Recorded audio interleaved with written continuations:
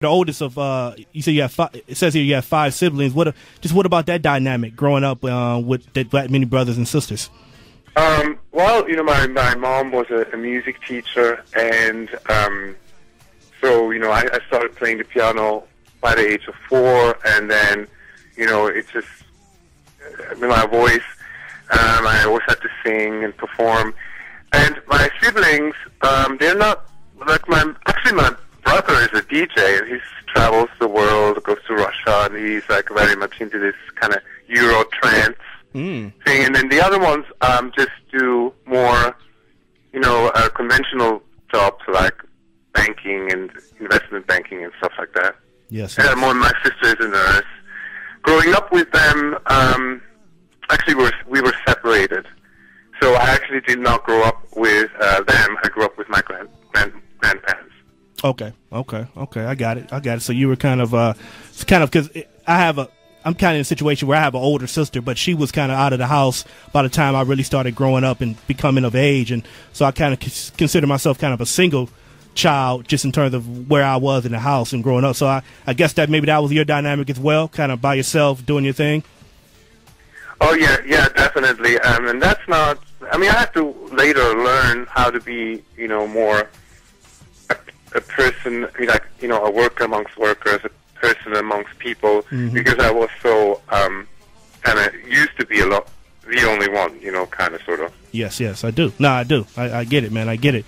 So we keep it moving. You get through the fashion, man. You're blowing up on that end, and then come 2007, it looks like you transitioned permanently into the music, and you started performing. You had a band at that time.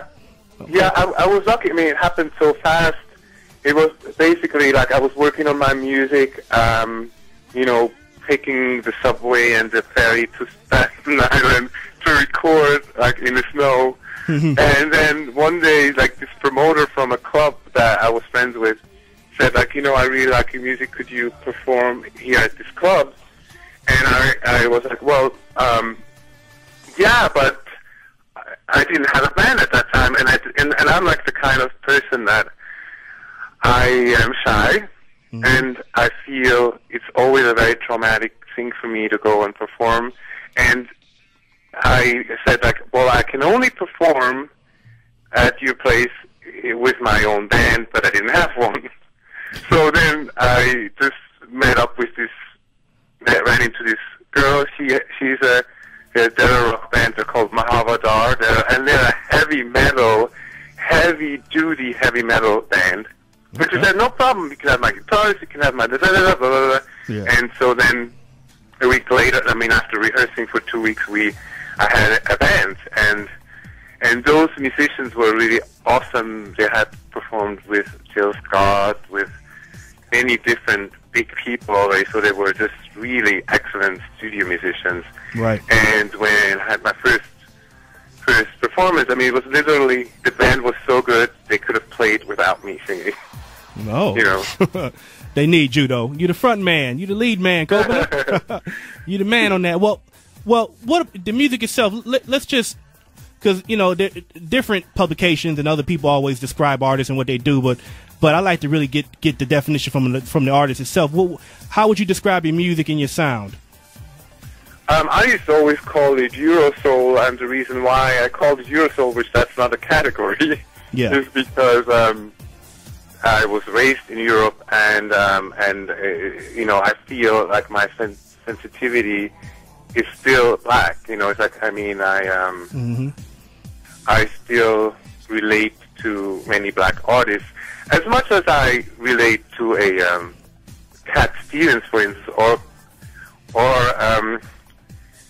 you know, Alanis Morissette, or it means that I don't have really any, meaning I don't feel like I'm R&B, but people maybe would categorize it as R&B, but the face of music has changed now, as you know.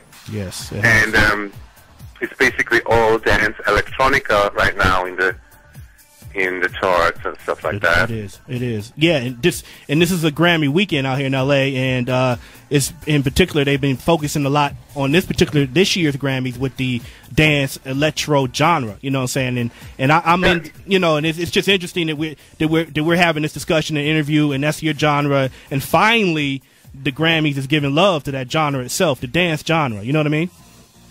Yeah, it's amazing. Like Skrillex, you know, like I have two sons, and you know, it's funny because I remember, I remember my little son. Like, do you remember that song, that hip hop song, back that thing up, or back that thing up, or something like back your thing up? Yeah. You remember that? Right. Yeah, that was the hip hop track.